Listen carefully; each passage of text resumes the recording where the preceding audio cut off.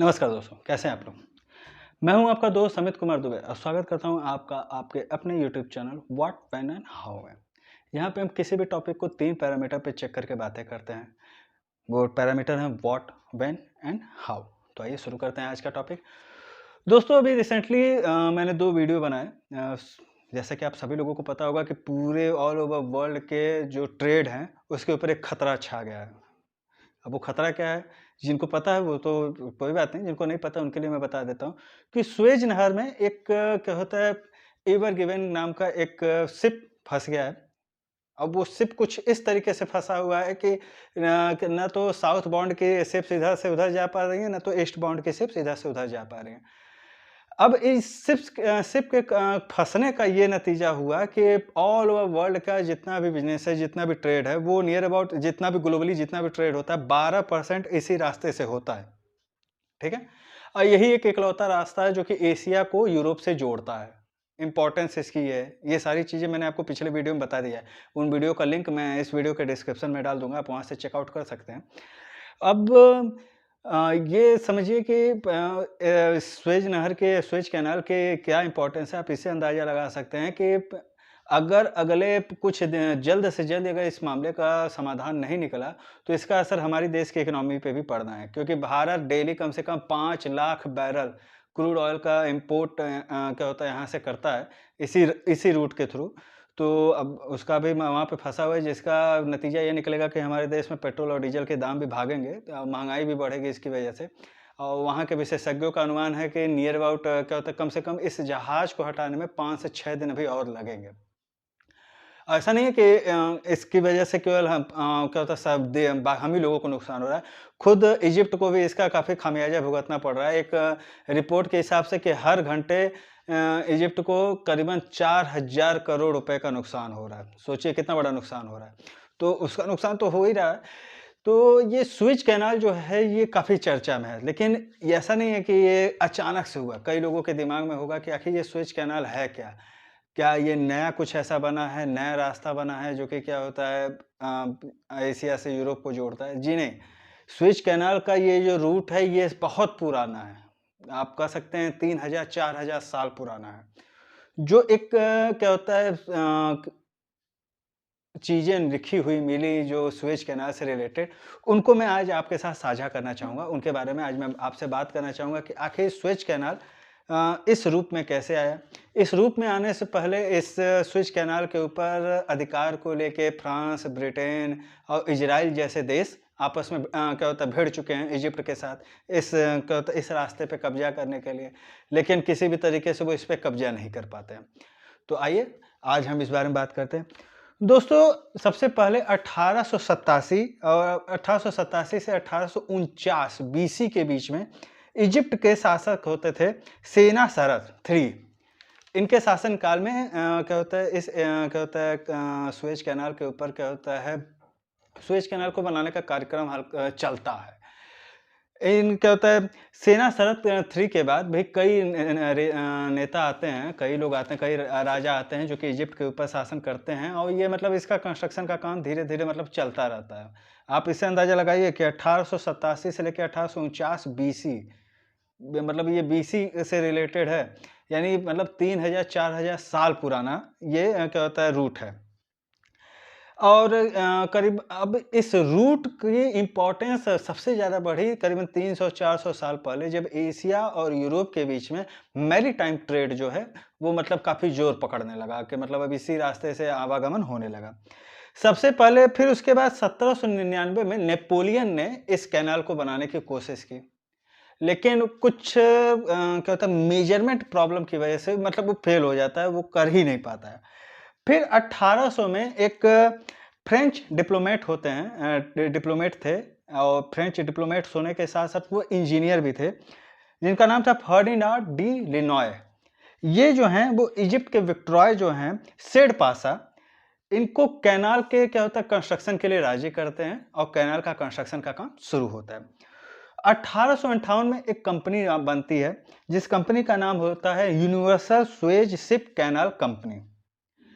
इस कंपनी को ये क्या होता है अधिकार दिया जाता है मतलब एक तरीके से आप मान लीजिए ठेका दिया जाता है कि तुम इस क्या होता है कैनल को बनाओगे और कैनल को बनाने के बाद 99 साल तक के लिए तुमको इस कैनल को लीज पे दे दिया जाएगा, चाहे आप ताकि आप इसको ऑपरेट करो और फिर 99 साल के बाद आप इसे इजिप्ट शासन को वापस दे देंगे।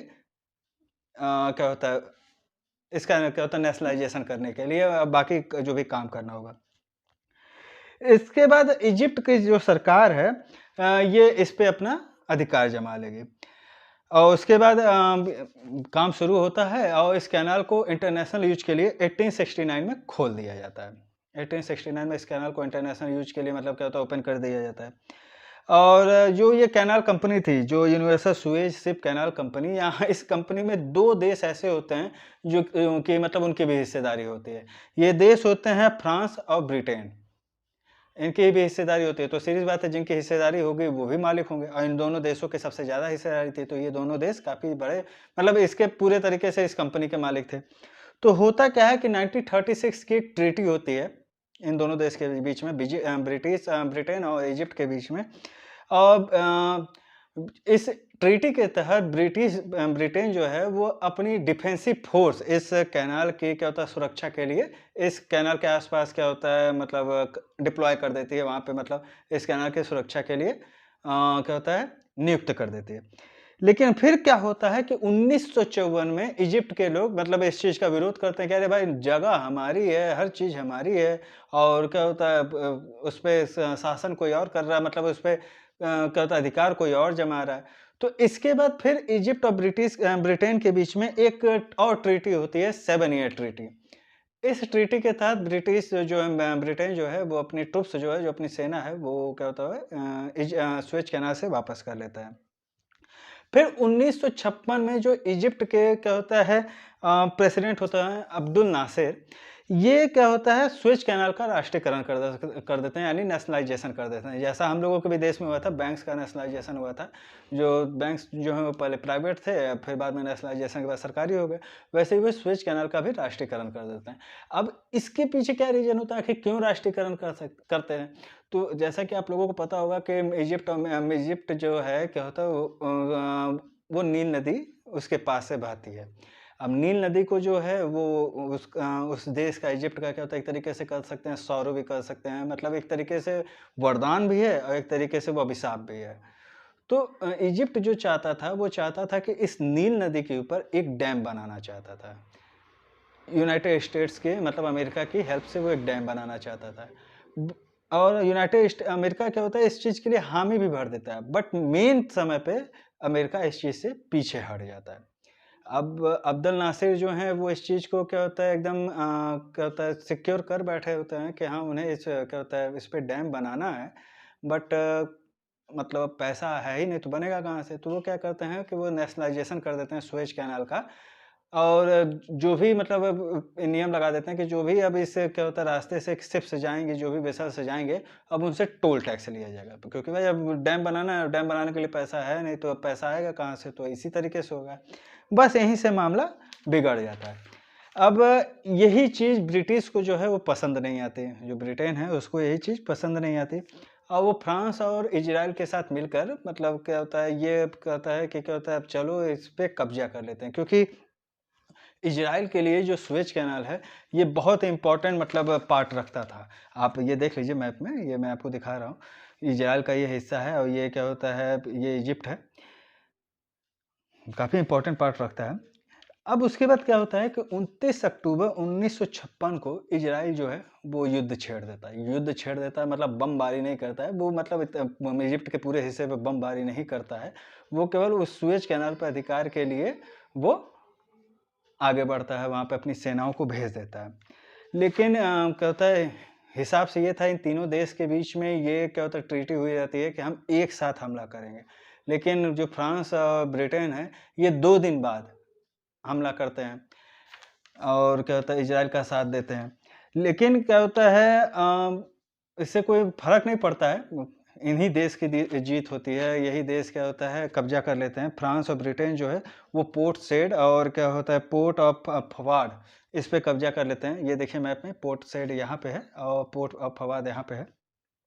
यहाँ पे कब्ज़ा कर लेते हैं और अब इजिप्ट के लिए तो एक बहुत बड़ी मुसीबत ही आके खड़ी हो जाती है। लेकिन इसी बीच में उसके लिए एक तरीके से मसीहा बन के उभरता है रूस। रूस का उस समय क्या होता है, बँटवारा नहीं होता है, विघटन नहीं हुआ रहता है, तो रूस बन के उभरता है। रूस भी इसी मौके की तलाश में रहता है कि वो कैसे जो भी क्या होता है ये अरब देश हैं उनके ऊपर अपना प्रभुत्व स्थापित कर सके, तो वो आगे बढ़ता है। अब वो क्या करता है कि वो क्या होता है इजिप्ट को हथियार अब क्या होता है सप्लाई करना शुरू कर देता है, जो कि क्या होता है वो 1955 से ही शुरू कर दिया रहता है उसने, हथियार देना शुरू कर दिया रहता है। और क्या होता है नील नदी के ऊपर जो एक डैम बनाता है, असवान डैम जिसको कहते हैं, उस डैम को बनाने में भी इजिप्ट की मदद करता है। ये तो यहाँ तक ये इतनी सारी चीज़ें हुई। अब यहाँ से कहानी थोड़ी चेंज हो जाती है, क्योंकि एक्चुअल में यूएसएसआर जो सोवियत रूस है, ये तो एक बड़ी शक्ति थी ही, लेकिन खुद अमेरिका भी एक बहुत बड़ी ताकत था।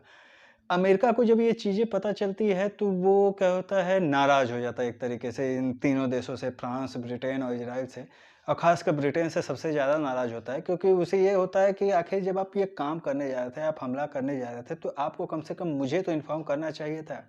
इन तीनों देशों को क्या होता है चेतावनी देता है, हिदायत देता है, धमकी भी देता है। इसके साथ-साथ वो यूएसएसआर यानी सोवियत रूस को भी ये हिदायत देता है और कहता है कि ऐसी परिस्थितियाँ ना बने जिसमें न्यूक्लियर क्या होता है अटैक्स की संभावनाएँ बने या न्यूक्लियर अटैक होने की संभावना हो। तो यहाँ से क्या होता है परिस्थितियाँ थोड़ी चेंज हो जाती हैं। यूएसए के दबाव में आके फ्रांस, ब्रिटेन और इज़राइल अपनी-अपनी सेनाएँ वापस बुला लेते हैं। और सुएज़ नहर से अपना-अपना कब्ज़ा छोड़ देते हैं।